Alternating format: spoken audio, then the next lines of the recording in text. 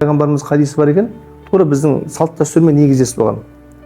Үш адамның дұғасы бар дейді, күмәнсіз қабыл болады дейді. Пайғамбарымыз осы хадистерді айтқан кезде, кімде-кім ата-анасын разы қылмаса, істеген құлшылығы бекер болады деген әңгіме айтқан кезде, сахабалар айтты: "Я Расулалла, біз ата-анамыз егер де жанымызда болатын болса, сыйлайтын едік.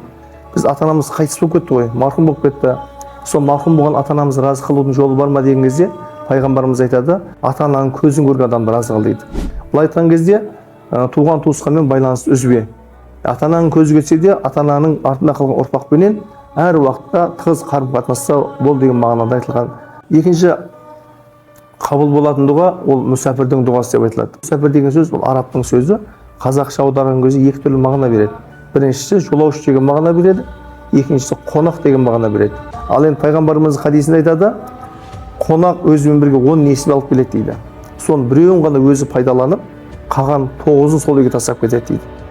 Яғни қонақ болған үйде береке болады. Әрине дастарханда былай айтқан кезде тоңыздың майы болмаса, шайтанның шайы болмаса, яғни арақ шараптан таза дастархан болса, үйде жасалған дұға тілек күмәнсіз қабыл болады иншалла. Үшінші қабыл болатын дұға басына іс түскен адамның дұғасы дейді. Пайғамбарымыз хадисінде айтады: "Сондай адамдарды көретін болсаңыз, біріншісі дүниеме жәрдем беріңіз" дейді. Дүниеме жәрдем беруге шамаң келмесе, іс-әрекетпен күшпен жәрдем бер дейді. Оған шамаң келмейтін болса, жақсы сөз айтып қуант дейді.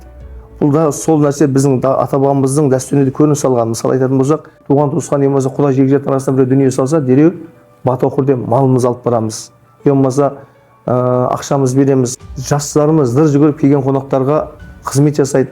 Ал ақсақалдарымыз бәріне басы ойып жоғалтып отырып, батасын беріп отырады.